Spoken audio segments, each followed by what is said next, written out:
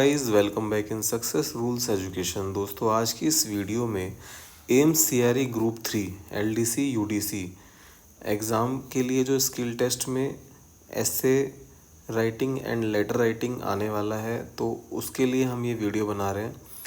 और इसमें हम एसे राइटिंग के इम्पॉर्टेंट टॉपिक्स को डिस्कस करेंगे और इन टॉपिक्स के अंदर आप क्या क्या चीज़ें इंक्लूड कर सकते हैं, क्या क्या लिख सकते हैं, हम वो सभी चीज़ें डिस्कस करेंगे। तो इस वीडियो के साथ बने रहें। तो दोस्तों सबसे पहले मैं आपको बताना चाहता हूँ, ये हमारा पीडीएफ कोर्स है, उसका ये जो इसमें एक कंटेंट मैं आपको शो कर रहा हूँ। तो इसमें फर्स्ट जो ऐसे है वो है artificial intelligence and its impact on society. उसके बाद the role of startup in India's economic growth, okay, e governance and its benefits. तो इस तरह से ये 20 टॉपिक्स हैं। Impact of climate change on agriculture. तो इस तरह से 20 टॉपिक्स हैं, बहुत इंपॉर्टेंट, जो आपके एग्ज़ाम के पॉइंट ऑफ व्यू से बनाए गए हैं। अब दोस्तों हम इसमें डिस्कस करेंगे कि हमें कंटेंट किस तरह से लिखना है। ठीक है, आपको मैं बताऊंगा बाद में इस वीडियो के एंड में कि आप ये पीडीएफ कैसे ले सकते हैं। तो दोस्तों स्टार्ट करते हैं। देखिए सबसे पहले आपको ये जो टॉपिक दिया हुआ है उससे रिलेटेड आपको एक यहाँ पे स्लोगन दिया, artificial intelligence a smart revolution for a smarter world. तो 20 जो मोस्ट इम्पॉर्टेंट ट्रेंडिंग टॉपिक्स हैं, वैसे तो आपको 40 ट्रेंडिंग टॉपिक्स के ऊपर आपको ऐसे प्रोवाइड किया गया है, बट जो 20 जो ऐसे टॉपिक हैं उसके ऊपर हमने स्लोगन भी आपको दिया है। ये एक फॉर्मेट इस तरह से आपको इसलिए दिया है कि आप इजीली इसको अंडरस्टैंड कर सकें, ठीक है। नहीं तो आपको जो भी ऐसे राइटिंग है उसको पैराग्राफ फॉर्मेट में ही लिखना है। तो देखिए इंट्रोडक्शन सबसे पहले आप लिखेंगे टॉपिक का इंट्रोडक्शन, ओके। उसके बाद उसके बारे में आप डेप्थ में बात करेंगे, फिर उसके प्रॉन्स कॉन्स बेनिफिट्स क्या क्या हैं, फिर उसके बाद आते हैं चैलेंजेस, और उसके बाद कंक्लूज़न। मतलब आप कोई भी ऐसे लिखिए, ठीक है। चाहे आप दूसरे टॉपिक पे चलते हैं, role of startups in India's economic growth, okay. सबसे पहले स्लोगन ये आपका 1 मार्क फिक्स कर देता है, ओके। अगर आपका बहुत ख़राब है और आपने बहुत अच्छा नहीं लिखा, फिर भी ये 1 नंबर आप लीड में रहेंगे अगर आप एक स्लोगन लिखते हैं। फिर इंट्रोडक्शन ऑफ द टॉपिक, फिर स्टार्टअप के बारे में एक डिटेल्ड इंट्रोडक्शन, ओके। फिर उसका इम्पोर्टेंस क्या है, प्रॉस कॉन्स क्या है, ओके, जो बेनिफिट्स क्या है, उसके इफ़ेक्ट्स क्या क्या हैं, फिर उसको क्या क्या चैलेंजेस हैं, ठीक है। फिर अब क्योंकि स्टार्टअप से रिलेटेड है तो इसके लिए गवर्नमेंट के इनिशिएटिव्स क्या क्या हैं, और फिर उसका कंक्लूज़न क्या है। तो इस तरह से आप किसी भी ऐसे को लिखेंगे।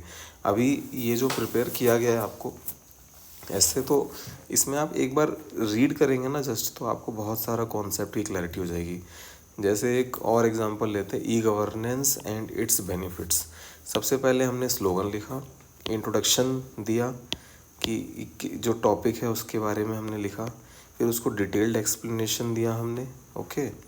फिर बेनिफिट्स, ओके, फिर उसके बाद चैलेंजेस, और उसके बाद अगर गवर्नमेंट पॉलिसी से रिलेटेड है तो उसका क्या इनिशिएटिव्स है गवर्नमेंट के, फिर कंक्लूज़न, ओके। अगेन फिर देखते हैं impact of climate change on agriculture.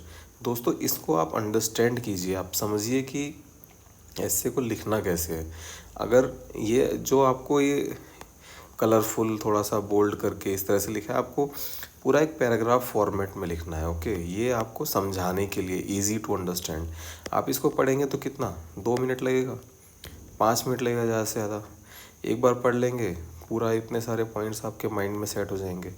तो मतलब जब लिखने बैठेंगे तो आपका हाथ ही नहीं रुकेगा, जब टाइप करेंगे तो आपको कंटेंट इतना सारा रहेगा आपके माइंड में।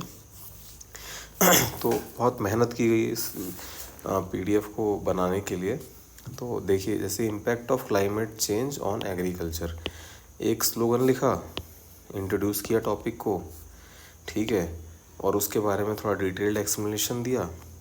फिर उसके इफ़ेक्ट्स, कुछ बेनिफिट्स हैं, इफ़ेक्ट्स हैं, जो भी हैं। फिर सॉल्यूशन या चैलेंजेस, गवर्नमेंट के एफर्ट्स क्या क्या हैं, और कंक्लूज़न। तो आई होप कि आपको समझ में आ रहा होगा कि किस तरह से आपको किसी भी टॉपिक को, किसी भी ऐसे को अटेंड करना है। तो एक पढ़ के देखेंगे क्या है, ठीक है। जैसे ये artificial intelligence and its impact को ही ले लेते हैं, है ना। तो देखिए आर्टिफिशियल, इसका इंट्रोडक्शन कैसे है। Artificial intelligence is challenging our world rapidly. Okay, AI means machines that can think, learn and make decision like human. AI को इंट्रोड्यूस कर दिया। It is used in smartphone, computer, hospital, school and even in cars. अब कितना simple language है।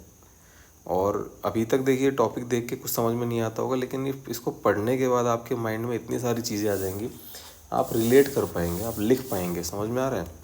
AI is making life easier, but it also has some risk like job loss, okay, and privacy issues. What is artificial intelligence? AI is a branch of computer science that help। अभी पहले तो हमने AI को introduce किया, अब AI actual में क्या है हम उसके बारे में बात कर रहे हैं।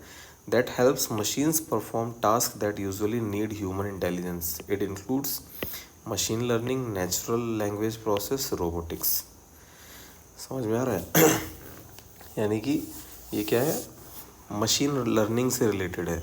ओके, किसी लैंग्वेज को प्रोसेस करने से रिलेटेड है, रोबोटिक्स से रिलेटेड है। समझ में आ रहा है। Benefits of AI in society, देखिए हेल्थ केयर में, एजुकेशन में, फिनांस में, एंटरटेनमेंट में, कस्टमर सर्विस में, सभी जगह एआई की नेसेसिटी है। चैलेंजेस क्या है, जॉब लॉस, बहुत ज़्यादा एआई का यूज़ होने लगेगा तो कई लोगों का काम एआई कर देगा, तो जॉब लॉस होगा। प्राइवेसी रिस्क, मतलब एआई आर्टिफिशियल इंटेलिजेंस है, उसने कोई डाटा सेव कर लिया तो वो कोई भी दूसरा पर्सन जो मतलब उसके लिए उसके पास राइट्स नहीं है, वो भी उस कंटेंट को एक्सेस कर सकता है।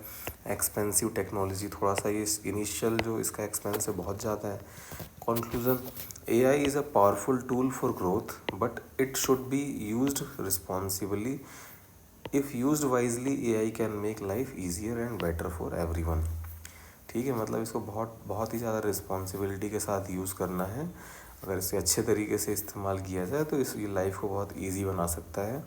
However government industries must ensure that AI does not harm job, privacy and human right. और गवर्नमेंट को एंड इंडस्ट्रीज़ को ये इंश्योर करना चाहिए कि एआई ज़्यादा जॉब लॉस ना करे, प्राइवेसी सभी का ओके प्राइवेट रहे, और ह्यूमन राइट्स भी वायलेट ना हो। तो दोस्तों समझ में आ रहा है आपको किस तरीके से किसी भी टॉपिक को, मतलब कितना इजीली एक टॉपिक आपने समझ लिया। ठीक है, चलिए एक और करते हैं इसमें, fifth suppose, future of electric vehicles in India. Okay, एक स्लोगन लिखा हमने, drive electric save the planet. Okay, कितना ब्यूटीफुल स्लोगन है। अब इंट्रोडक्शन देंगे इलेक्ट्रिक व्हीकल के बारे में। तो electric vehicle are future of transportation. As petrol and diesel price rise and pollution increase, India is moving towards eco-friendly electric vehicle। ठीक है, क्योंकि पेट्रोल और डीजल का प्राइस बढ़ रहा है, पॉल्यूशन बढ़ रहा है, इसलिए इको फ्रेंडली इलेक्ट्रिक व्हीकल की तरफ इंडिया बढ़ रहा है। EVs help in reducing pollution. इससे क्या हुआ, पॉल्यूशन रिड्यूस हुआ, ग्लोबल वार्मिंग भी कम हुआ। फिर इलेक्ट्रिक व्हीकल क्या है, electric vehicle run on electricity instead of petrol and diesel. They use battery that can charge and reused. Okay, electric car, electric scooter, electric buses and trucks. Okay, advantage क्या है, eco friendly है, cost effective है, low maintenance है, less noise pollution. तो ये सभी बहुत easy points हैं, ये आप लिख सकते हैं। तो ये बहुत कोई पीएचडी नहीं है। अगर आपको ऐसे लिखने के लिए आता है तो मैं देख रहा हूँ बहुत सारे स्टूडेंट्स को फियर रहता है कि कैसे लिखेंगे, क्या लिखेंगे। अभी आप जब मेरे साथ पढ़ रहे हैं, जब देख रहे हैं ऐसे को किस तरह से लिखा गया है, कितना इजी लग रहा है। मतलब वही नॉर्मल कंटेंट जो आपके वातावरण में, जिनको आप देख रहे हैं, जिनकी बातें कर रहे हैं, उसको उसी तरीके से आपको लिखना है। ठीक है, फिर चैलेंजेस, अब चैलेंजेस भी होंगे ही। तो ये एक ऐसे का फॉर्मेट है, समझ में आ रहा है। पहले उसका इंट्रोडक्शन लिखना है, फिर उसको एक्सप्लेन करना है, फिर उसके बेनिफिट्स लिखने हैं, फिर चैलेंज लिखना है, फिर गवर्नमेंट का इनिशिएटिव लिखना है, फिर उसके बाद आपको कंक्लूज़न लिखना है। तो इस तरीके से आप किसी भी ऐसे को अटेंड करेंगे। ठीक है, चैलेंज क्या है, इनिशियल हाई कॉस्ट है, charging infrastructure, battery efficiency, lack of awareness, जागरूकता नहीं है लोगों में, गवर्नमेंट सपोर्ट ईवी, तो फेम है faster adoption and manufacturing of hybrid and electric vehicle scheme, encourage EV use. मतलब गवर्नमेंट इसमें कम मतलब सब्सिडी भी इसमें साथ में देती है, subsidize and tax benefit EV charging stations. तो गवर्नमेंट को इसे सपोर्ट करना चाहिए। Future of EVs in India, more affordable EVs, better battery technology, increased investment in EV infrastructure. Conclusion: EV are the key to cleaner and greener future. Okay, India needs better infrastructure and awareness to promote electric vehicle. तो ये मतलब एक better infrastructure चाहिए, ठीक है, promote करने के लिए इलेक्ट्रिक व्हीकल्स को। ओके, और ईवी क्या है, is a key of greener future. If you adopt EV we can reduce pollution and save fuel for future. तो दोस्तों आई होप कि आपको समझ में आया होगा, ये भी बहुत इजीली क्लियर हो गया होगा कि आपको क्या कंटेंट लिखना है। अब जैसे skill development and employment in India. Okay, next topic क्या है, role of media in democratic society. मतलब आप किसी जॉब के लिए अपीयर होने वाले हैं। ओके, तो ये कोई स्कूल का ऐसे नहीं है जिसमें आपको सिंपल ऐसे पूछेगा। Mental health awareness in India. Okay, तो कितने टॉप नॉच टॉपिक हैं। Make in India achievement and challenges. Okay, फिर आगे देखेंगे role of biotechnology in health care.